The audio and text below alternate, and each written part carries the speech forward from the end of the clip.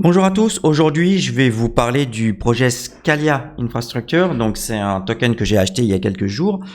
On est dans la narrative d'Epin et d'après leur compte X, il semblerait qu'ils vont aussi aller du côté des RWA, donc des objets tokenisés de la vie réelle. Voilà, je vais vous présenter brièvement et je vous en parle tout de suite.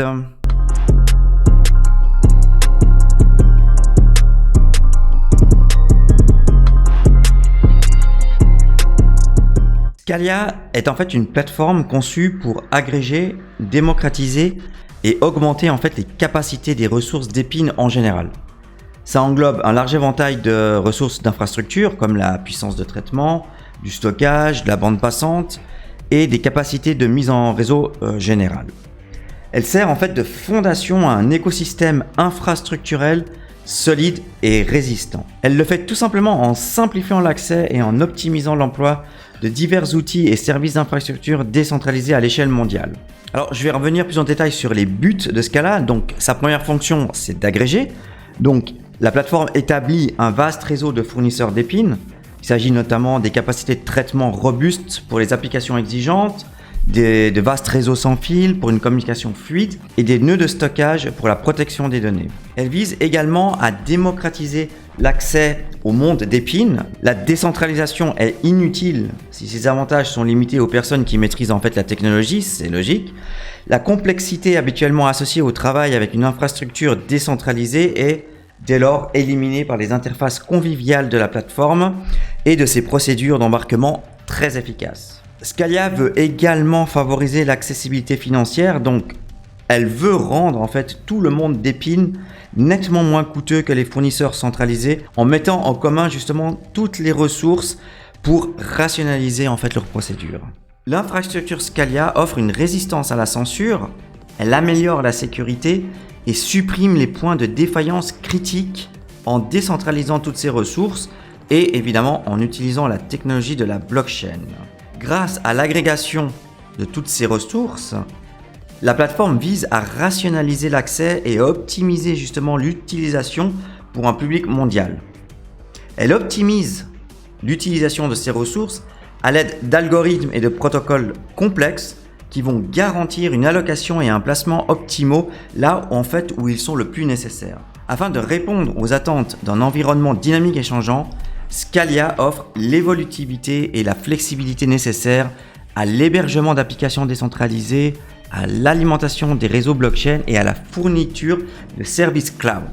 Grâce à l'interface intuitive de sa plateforme, les utilisateurs peuvent en fait accéder, installer et gérer vraiment sans aucun effort leurs ressources d'infrastructures décentralisées.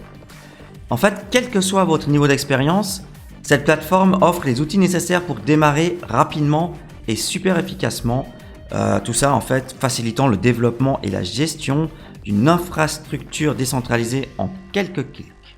On peut passer maintenant sur CoinGecko pour voir un petit peu justement ce qu'a fait le jeton.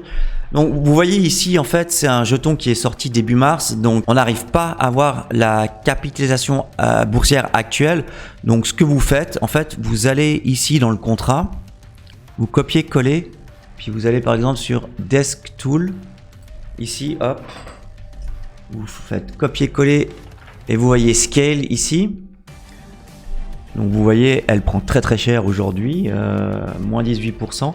Je crois que je dois être tout juste positif vu à l'époque où je l'ai acheté.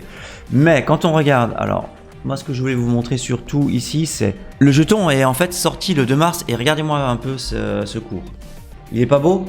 Jusqu'à maintenant, il n'est pas retombé en fait sous son prix de première cotation. Et c'est vraiment un projet qui est super récent, hein. Donc il a un tout petit peu plus qu'un mois seulement d'existence. Donc on peut voir que sur 30 jours, il a fait une performance de 5%, 14 jours 68%. Moi, personnellement, alors je vous dis évidemment c'est super risqué, c'est un projet qui débute, mais c'est typiquement le style de projet que j'achète maintenant. Je sais que ça va prendre un certain temps pour justement réaliser un petit peu leurs objectifs. Donc c'est un token que j'achète et que je laisse dormir. Je vais pas commencer à aller le trader, le vendre pour essayer de le racheter. J'ai mis, je crois $1000, pas plus. Et je vais attendre. Si ça doit prendre un cycle, ça prendra un cycle. en espérant qu'ils prennent de la valeur et que sa plateforme soit utilisée de manière mondiale, ce qui pourrait faire vraiment apprécier le cours de son token. Alors, on peut juste aussi regarder, donc sa market cap, elle est actuellement de 46 millions de dollars.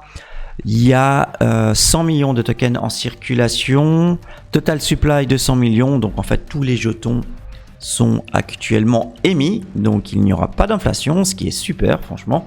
C'est quand même assez rare d'avoir tous les jetons émis au tout début du projet.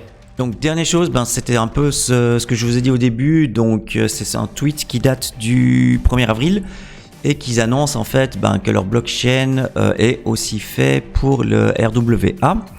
Donc je vous laisse aller lire. Sincèrement, s'ils arrivent à mélanger le DePIN et la tokenisation, ça peut être un banger comme ce mot que j'entends assez souvent ces temps-ci. Moi, si c'est pas un scam, je pense que ça peut aller assez loin. Et s'ils me donnent l'occasion de le staker sur leur plateforme, eh bien évidemment, je le ferai. Voilà, c'est tout ce que je voulais vous dire et on se retrouvera pour d'autres vidéos une autre fois. Bientôt les amis.